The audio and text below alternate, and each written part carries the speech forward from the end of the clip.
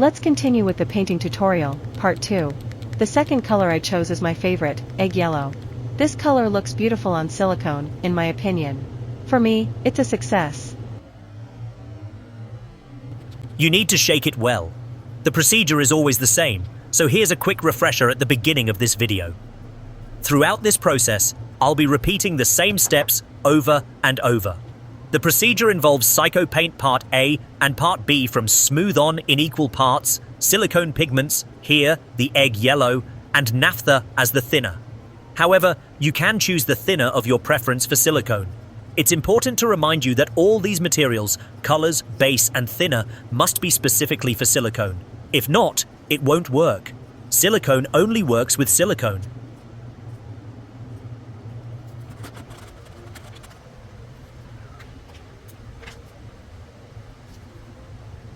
I'd like to quickly remind you to work safely. I use a 3M mask with a 606 filter, which is appropriate for naphtha.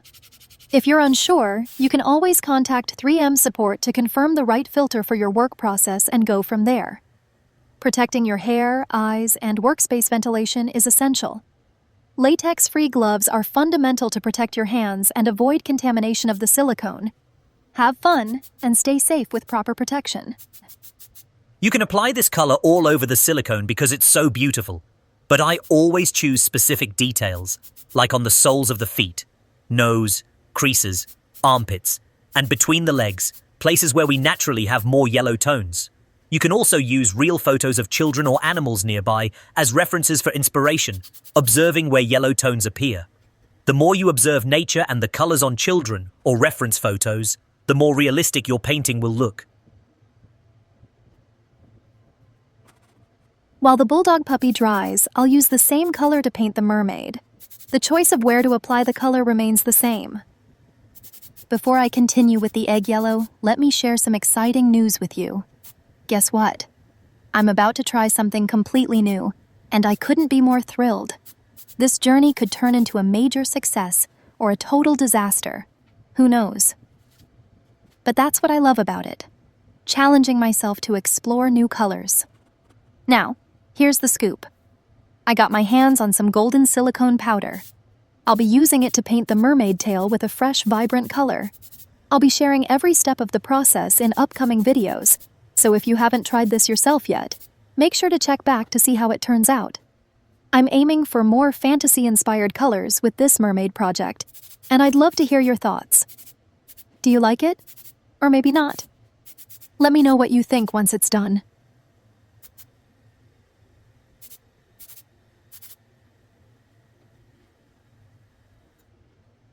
While dries, I'll use the same color to paint the mini bays and the Boo Boo baby.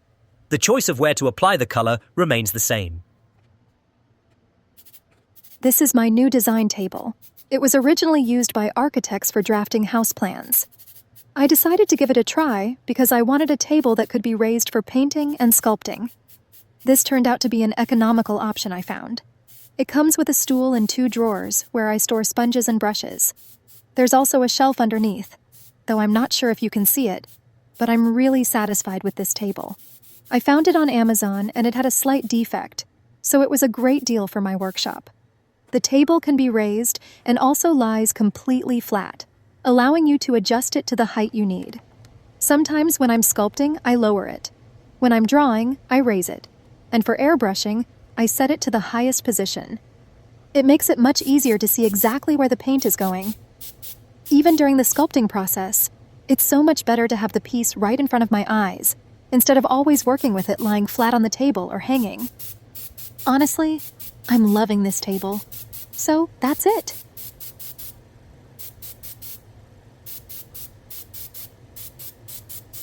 Here I'm airbrushing all the tongues that have been created in many design options and sizes. Make easy to the process of my paintings.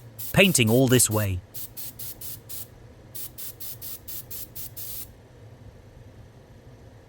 I like to use sticks, small clothespins, pieces of wood, anything that can hold a pin or keep the mouth open, so I can paint inside the mouth without the top sticking to the bottom. During these tutorials, you'll often see me using something to support the mouth open, allowing me to paint the inside properly. I always cover the silicone with plastic pots while waiting for it to dry before applying the next layer. I also use a large, wide diaper to cover the silicone pieces as they dry. Additionally, I close the painting cabinets and cover them with paper towels to prevent dust or any particles from sticking during the painting or drying process. At this point, I'm using blue silicone pigment to start creating veins. For some silicone pieces, especially the smaller ones, it can be more challenging to create veins. Sometimes, too much paint gets sprayed in a very small area, but that's okay. You'll see me here using a cotton swab or a brush moistened with naphtha to clean up areas where too much blue has spread. I also use a latex-free sponge to soften the color if the paint goes on too heavily. Blue is a strong color, so I'm very careful to make the veins look as natural as possible. I like to use a slightly shaky hand when drawing veins to give them a natural, flowing movement, as if the veins are swimming or moving within the silicone. This creates a 3D effect. When you see me working on the veins, if my hand appears shaky, it's intentional. I like to create this trembling motion with the pen to make the veins look alive and pulsing. In areas where the pen releases too much paint, you'll see me removing the excess and refining it into thinner lines, giving the effect of veins in motion. Don't worry, I sped up the video for the veins part, as I will create a detailed video focused exclusively on veins, separately. This will give you a more in-depth look at the process. I will make the video available here for anyone interested in delving deeper into the art of vein painting.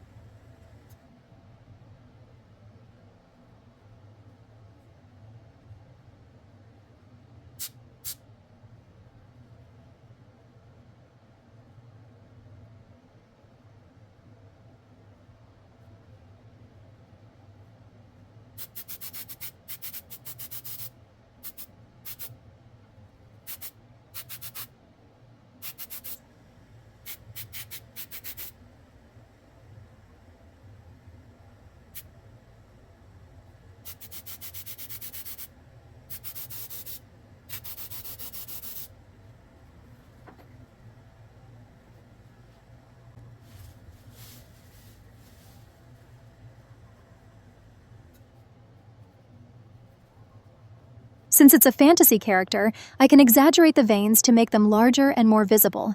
I'm also planning to add some gold over them, creating a silicone golden effect. That's why it's perfectly fine for the veins to be so large. They're part of the design. You can use your imagination to create the veins. I like to place them inside the ears, nose, and mouth, along the sides and under the arms. You can also print a diagram from the internet showing where veins are located. There are various colors of veins, for example. Some are more reddish, while others are blue. When I first started creating veins, I printed images showing veins in different colors, locations, and sizes throughout the human body, and hung them on the wall of my workshop. It was incredibly helpful and practical to have those references while painting. I highly recommend doing this exercise. Over time, you won't need to look at the diagrams anymore, but it's good to have them displayed in your studio at the beginning. With experience, I've started imagining the veins before painting them. Nowadays, before applying the paint, I visualize where a vein might be on the silicone piece. Years of studying those diagrams have left a lasting impression in my mind. Now, when I look at a silicone piece, whether it's a bulldog, a mermaid, a small baby, a larger baby, or a child, I see an overlay of veins on the silicone, like a photograph, and I paint following that vision. It's almost automatic in my brain now. But at first, having those diagrams and studying where veins are located and how they travel through the body helped a lot. I think this is an important exercise to develop your skills.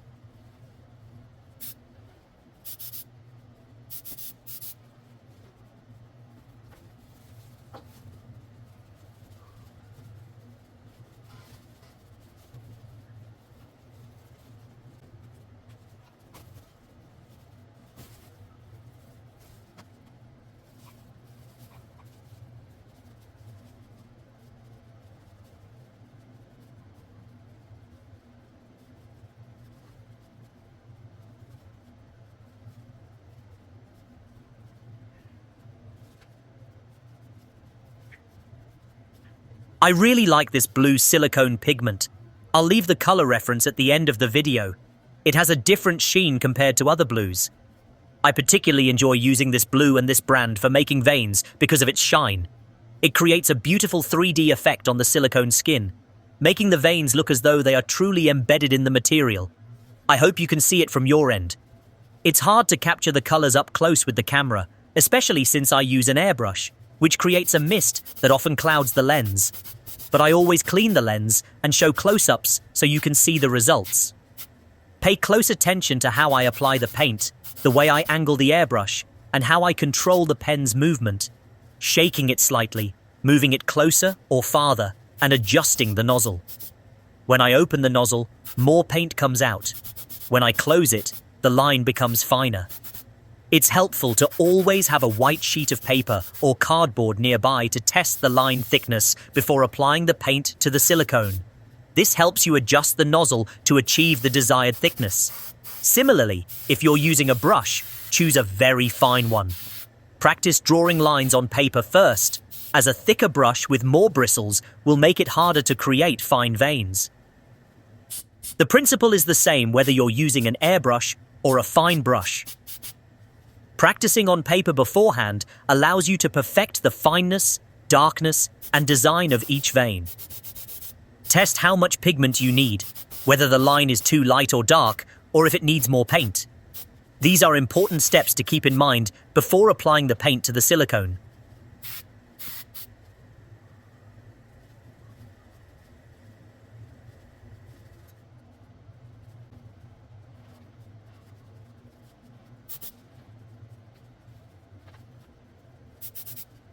The process for creating the veins is the same here. Since the skin is light green, the veins will be more visible and easier to notice.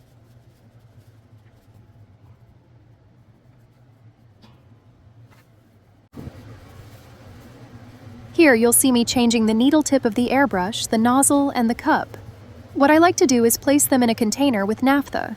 I let them soak for a while, and later, I use the cleaning accessories that come with the airbrush, like brushes and needles, which are designed specifically for cleaning it.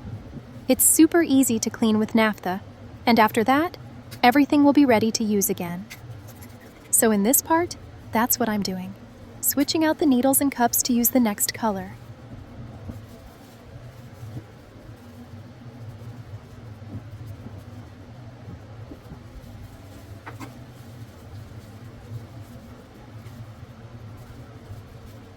In using naphtha,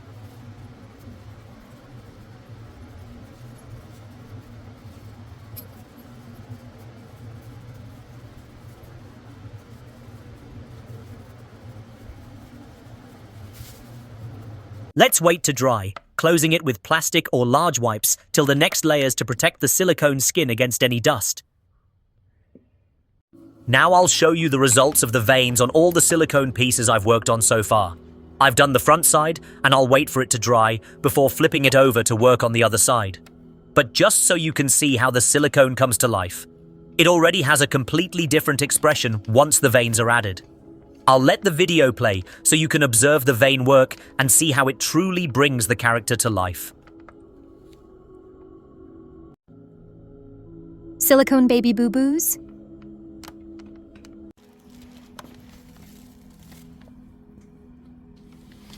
I'll wrap things up here and end tutorial part 2.